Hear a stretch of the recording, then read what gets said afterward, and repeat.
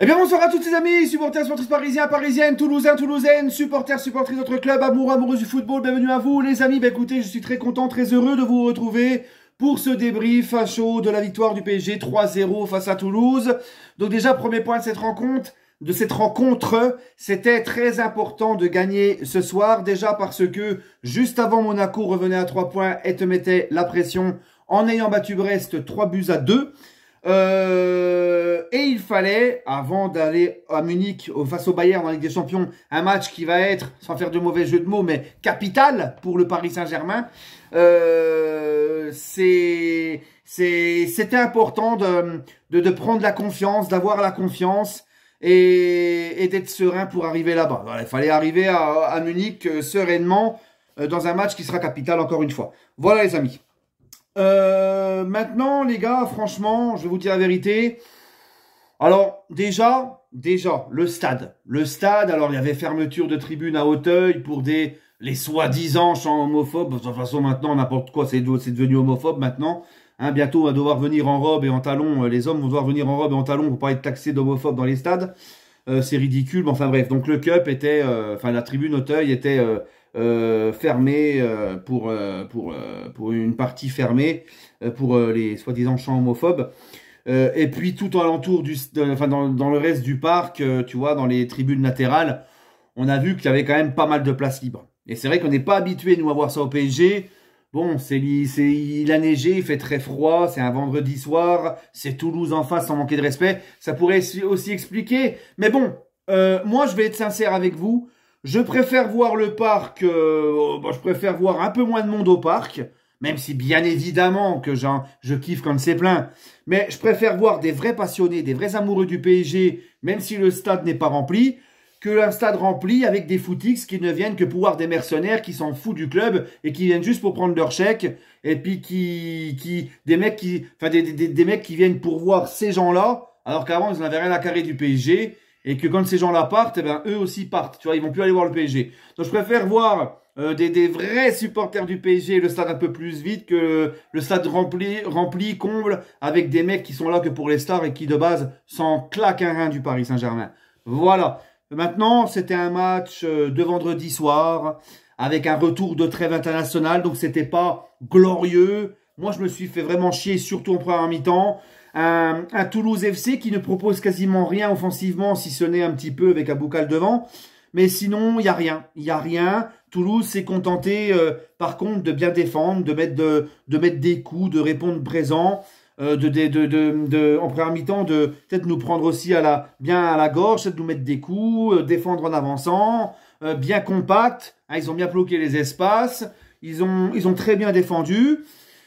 Et le PSG qui, malheureusement, ne fait pas ce qu'il faut face à une équipe comme ça. C'est-à-dire quand tu as un bloc bas, une équipe qui bloque les espaces et tout, faut mettre un peu de rythme, faut mettre de l'intensité, faut être fin techniquement, faut être un peu plus appliqué techniquement. Et on ne l'a pas été en cette première mi-temps, malgré qu'on a marqué un très beau but par João Neves. Mais je vais y revenir. Donc c'était un petit peu compliqué, un petit peu mieux en deuxième mi-temps, mais je me suis quand même pas mal emmerdé. Pour deuxième mi-temps, avec les 2 buts, ça a été un petit peu mieux. Mais bref, les amis, là ce soir, là on va parler aussi des buteurs. Vitinha, enfin dans l'ordre, João Neves, Beraldo, Vitinha. Hein, 2 milieux de terrain, un défenseur. Donc déjà c'est bien. Luis Enrique récemment demandé au milieu de terrain de marquer un peu plus de buts. C'est ce qu'ils font en ce moment. Et là on n'a aucun attaquant sur le 3-0, aucun de nos attaquants qui a marqué. Parce que nos attaquants aujourd'hui, il y en avait 4 pour moi, parce que ça permutait entre Asensio et Désiré Doué dans le cœur du jeu et en faux neuf. Même parfois Désiré Doué qui se retrouvait carrément sur le côté. Mais enfin bref, les 4 là avaient un rôle d'offensif. Asensio, Désiré Doué, Dembélé, Barcola. Et les 4, je les ai trouvés en manque d'inspiration. Je les ai pas trouvés bons. Voilà. Hein. Il aura fallu attendre l'entrée de Kolo Muani pour voir un attaquant faire des différences et être un petit peu plus altruiste et apporter du danger. Voilà. Kolo Muani, par exemple, les amis, ce soir, en 10 minutes, a plus apporté que Barcola en 80 minutes. Ok? Mais on va y revenir. Donc voilà, après, bon, ça aura suffi. Un PSG moyen, ça aura suffi pour battre ce Toulouse et de prendre les 3 points et de reprendre donc 6 points d'avance sur l'AS Monaco. Le but de João Neves, les amis, sur une galette de Hakimi, capitaine Achraf, capitaine Hakimi, ça fait plaisir. J'ai ouï dire que Hakimi aurait prolongé avec le PSG. Vous me connaissez, j'attends que ça soit officiel de la part du club pour faire une vidéo. Voilà, on va attendre, ok. Mais Achraf, les gars, une galette pour João Neves. Et João Neves, tu vois, il lui dit juste avant, il lui fait signe, mets-la moi. Tu vois, il le sentait. Et a une superbe reprise de volée en première intention, il ne s'est pas posé de questions. 1-0 à la mi-temps. João Neves, les amis, il a marqué au Vélodrome. Là, il remarque encore peu de temps plus tard. Il est déjà en tête du classement des passeurs avec le PSG. Là, maintenant, il se met à claquer des buts. Franchement, c'est incroyable. Plus le temps passe, et plus lui. De toute façon, lui et Pacho, ce sont deux recrues de cet été. C'est mes chouchous. Voilà. João Neves, les gars, ce soir, il fait encore un gros match. Il marque. Hein, donc, quand il fait pas de passe D, maintenant, il marque. Au milieu de terrain, ben voilà, toujours des prises de décision rapides, toujours dans le sens du jeu. Il met du rythme. Le mec en deuxième mi-temps, il est carrément le balargue en latéral gauche. Enfin, c'est un kiff, quoi. Et même en latéral gauche, il fait son match, il est bon. Toi, t'as l'impression qu'il sait tout faire, le garçon. Un gros kiff. Ensuite, les amis, bon, bah, en deuxième mi-temps, fin de match, on marque un but par Beraldo. Beraldo, les amis, qui ce soir, on va y revenir juste après, ce soir a joué à son vrai poste, défenseur central. C'est la première fois cette saison qu'il joue défenseur central, Beraldo. Et Beraldo, ce soir, il met un vrai but de numéro 9. Donc, je propose une chose, mettons-le numéro 9 en attendant que Gonzalo Ramos revienne. Je plaisante, bien évidemment. Mais en tout cas, il met un vrai but de 9. Il a senti le coup, il était bien placé, un renard des surfaces et une frappe bien placée, voilà, sans trembler. Et ensuite, les amis, ce but de Vitinha sur un magnifique travail de Kolo Muani, j'ai beaucoup aimé. Voilà. Bref, donc là, je voudrais parler de la compo parce que c'était un PSG quand même assez inédit derrière, avec Marquinhos suspendu. Et on le savait, Pacho a joué dans la nuit du mardi à mercredi avec l'Équateur, donc on savait très bien que ça allait être très compliqué de faire jouer ce soir. Donc moi, dans mon avant-match, je me suis dit, peut-être qu'on verrait le jeune El Hanash, hein, qui est défenseur central au PSG, qui n'a pas encore eu de temps de jeu en professionnel cette saison. Et Beraldo, qui n'a pas joué avec le Brésil, mais était quand même avec la sélection. Il a fait le voyage. Hein, il a fait le voyage avec la sélection, il me semble, si je ne dis pas de bêtises. Donc, même s'il n'a pas joué, le voyage, tu vois, ça fatigue et tout. Hein, c'est les organismes, tout ça. Mais il était quand même là aux côtés de Skriniar. Et Zaguier qui était à gauche et Hakimi à droite. Et je vous avouerai que quand j'ai vu la défense, la composition d'équipe, quand j'ai vu la défense, ben, j'ai un peu flippé. Et finalement, on s'en sort avec un clean sheet. Aussi un clean sheet parce que Safonov, qui remplaçait Donnarumma, a fait son match, a fait les arrêts qu'il fallait au bon moment. Et Skriniar et Beraldo, les amis, ben franchement, rien à dire. Ils ont fait leur match. Skriniar, en ce moment, dès qu'on fait appel à lui, il est solide, dur sur l'homme, il est bon dans l'anticipation. Je le trouve costaud. Il a fait son match. Beraldo a fait son match et il a marqué. Hein, c'est quand même mieux de voir Beraldo, défenseur central, qu'à gauche. Il est quand même plus à l'aise, même si c'est pas non plus extraordinaire. Bref, donc content. Avec cette défense-là, complètement remaniée, d'avoir fait ce clean sheet et que des joueurs comme Beraldo, Skriniar ont pris un peu plus de confiance. Voilà les amis, sinon Zahir Emery qui a fait un match stratosphérique aussi.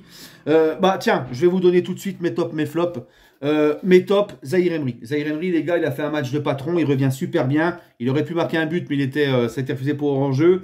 Et son action, là où il revient vers Aboukal là, pour lui enlever le ballon, je pense que si Zahir Emery ne revient pas et ne fait pas cette remontée magnifique pour le tacler dans la surface, je pense sérieusement qu'il y a but. En plus, avec 1-0 à ce moment-là, ça aurait remis Toulouse dans le match. Il fait une intervention incroyable, ça vaut un but à son intervention. Malgré sa petite erreur juste après où il fait une passe du pied gauche trop mollassonne pour Skriniar et l'attaquant toulousain récupère le ballon et heureusement il la met au-dessus. Voilà, mais sinon, patron. Vraiment, il a fait un super match Zahir Emery et ça me fait plaisir de le revoir bien parce qu'il fut un temps où il était vraiment un petit peu moins bien et je le disais. Là, ça fait 2-3 matchs qu'il est beaucoup mieux. Voilà. J'ai beaucoup aimé aussi, les amis, donc en autre top, João Neves pour ce que j'ai dit. Et j'ai envie de mettre aussi Skriniar. Skriniar, les amis, qui a été solide derrière, j'ai beaucoup aimé. En flop, les amis, bah, c'est simple, je vais mettre Barcola. Barcola qui, pour moi, dans ce match, est passé complètement à côté. Barcola a apporté aucune différence, aucune percussion. Beaucoup de mauvais choix, de mauvaises passes. Il a fait rien de bien. Voilà. Hein, donc Barcola nous habitue à mieux. Barcola, pas dedans du tout, donc dans mes flops. En autre flop dans ce match, j'ai envie de mettre Dembélé. Parce que Dembouche, j'en attends beaucoup plus. Alors oui, il a éliminé les adversaires. Il est toujours très fort en 1 contre 1. Il fait des différences. Mais dans la dernière passe et dans les centres, il y a eu rien de bon pour moi ce soir de sa part. Mis à part au début où tu sais, il faisait des petites passes comme ça devant la surface et tout. Mais après, voilà, j'en attends plus de Ousmane. Et Désiré Doué, les amis. Ah, Désiré Doué, obligé, en flop. Parce que toi, Désiré Doué, c'est un petit peu ce que je disais de Fabian Ruiz et de Colomani il n'y a pas si longtemps que ça. Parce que j'ai entendu dire que Désiré Doué est un peu frustré parce qu'il n'avait pas assez de temps de jeu.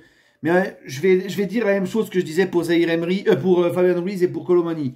Quand tu as du temps de jeu, quand le coach te donne un peu de temps de jeu, profite de ce temps de jeu pour justement montrer à ton coach qu'il doit te faire confiance.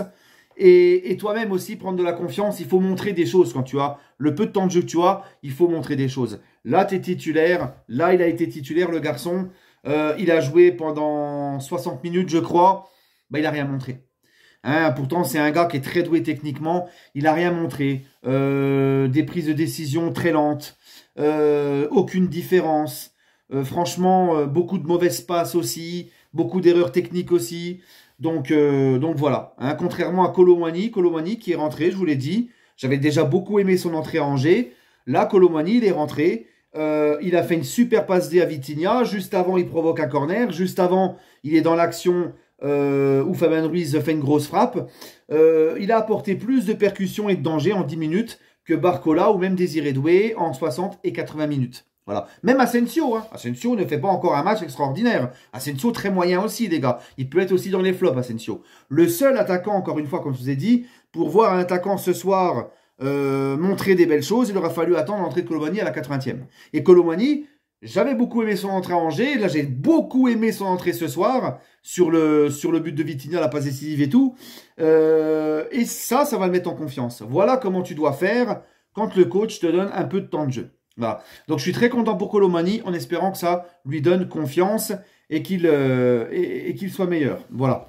Bref les amis, sur ce, les 3 points. Le PSG va aller à Munich en pleine confiance, en leader, avec son matelas toujours d'avance assez confortable.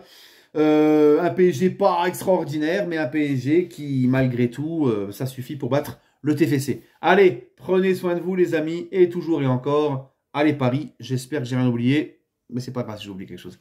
Allez, prenez soin de vous les amis.